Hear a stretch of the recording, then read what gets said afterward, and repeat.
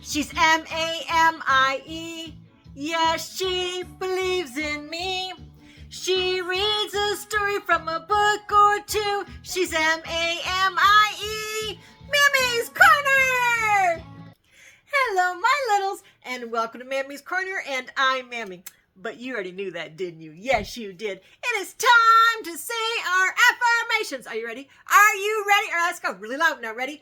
I am loved. You sure are loved, my littles, but let's say it louder. Ready? I am loved. Good job. Now, besides your parents who loves you, that's right, God loves you. But who else loves you? Mammy loves you, and don't you go forgetting that. All right, now for the next one. Ready? I am good. You are so good, but let's say it louder. Ready? I am good. Good job. Now for the last one. I am kind. Are you kind? Well, let's say it louder. Ready? I am kind. Good job, my little. You did a wonderful job saying those affirmations. That's awesome. Now, before we get started, reading a story to you, go ahead and take your remote, arrow it down, move it over to where that thumbs up is, and give Mammy a thumbs up to let me know that you like the stories that I read to you. I would love to know that you love my stories.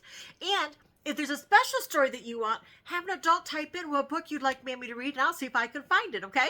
All right, so before we get started, we have to make sure that we're comfortable. So find your nice comfy spot. Maybe you're going to cuddle with a parent or a grandparent, or maybe you're going to be like Mammy and you're going to cuddle with your favorite blankie. Your favorite blankie? Okay, well, nice and tucked in. All right, now what? Maybe you don't want that. Maybe you want a pillow. That's right. So Mammy has a favorite pillow too. I'm going to nice and cuddle with that. What else do we have? That's right. Do you have a favorite stuffy? I do. My favorite stuffy is Buddy. This is Buddy. I got my Buddy. Okay, so now I am ready. Are you ready? Are you? Okay. Here we go. Ready? The second story today is going to be from the Friendly Animal Stories. And today's story is called Animal School. Animal School. Oh my goodness. Is that something that's real? There's no animal school. Oh, how silly. Oh my goodness. All right, let's read the book. Ready?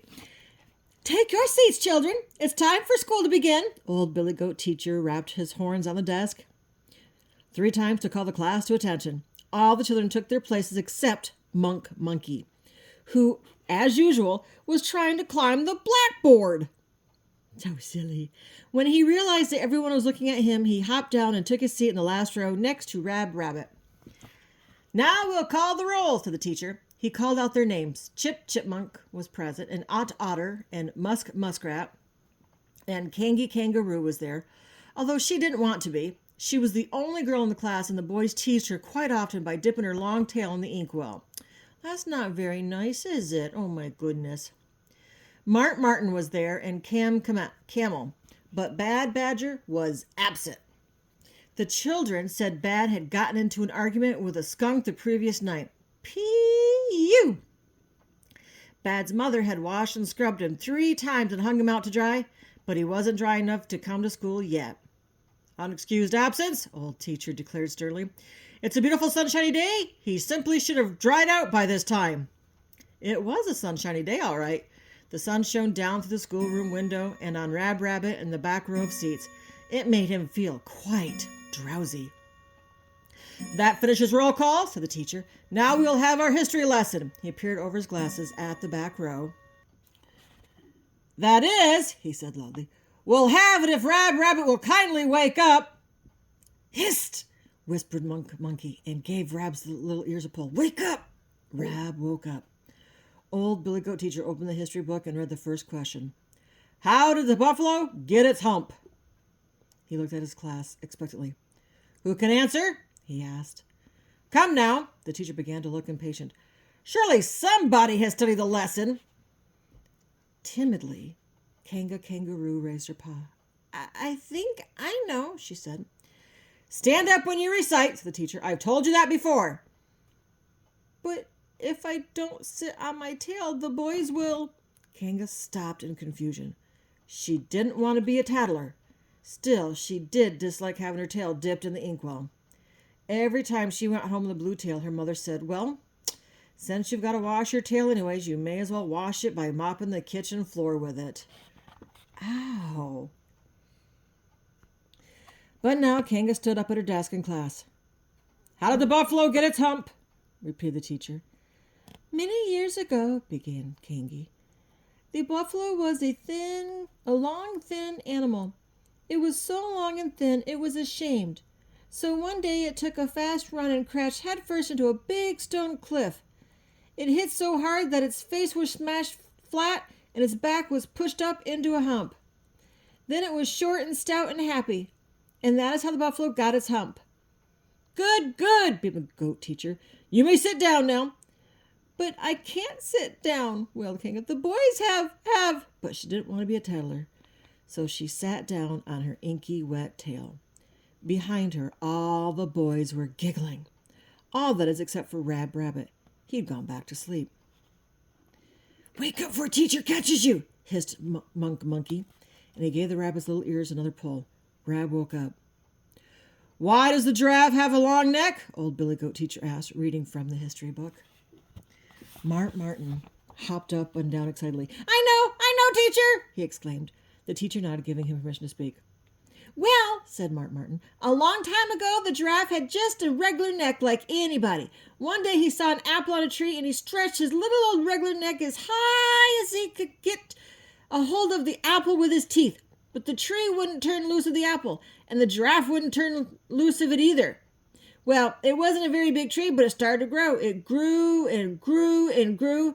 The giraffe wouldn't let go of the apple, so his neck stretched and stretched and stretched. And that, said Martin triumphantly, is why the giraffe has a long neck. Wrong, said old Billy Goat Teacher. He appeared at the back row. Rab Rabbit, why does a giraffe? He stopped suddenly. Rab Rabbit! Monk Monkey reached out and gave Rab's ears a frightful pull. Rab woke up. The teacher sighed. Class, he said, I will tell you why Martin's answer was wrong. It was not an apple. It was a pear. And now for our last question, continued the old teacher. He was beginning to look tired, for history is a hard subject. Why does a raccoon wear a black mask? Because he's a burglar, shouted Chipmunk. Because it's Halloween, shouted Otter. Old Billy Goat Teacher banged on the desk with his horns. Stop it, he ordered, and keep your voices down. If you don't know the correct answers, and it's plain you don't know it, kindly do not waste the class's time by guessing. He looked around to see on whom to call, and just to be safe, Monk Monkey pulled Rab Rabbit's ears again. Rab woke up, but the teacher called on Muskrat. Why is a raccoon black around the eyes? Somebody punched him in the eye? Musk suggested doubtfully. That's silly, said Monk Monkey. He jumped up and doubled his fist. Somebody punched him twice. Pooh, in both eyes, he jabbed fiercely at the sky.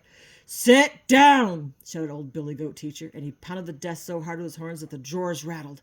Then he took a deep breath to calm himself, for history is a very hard subject.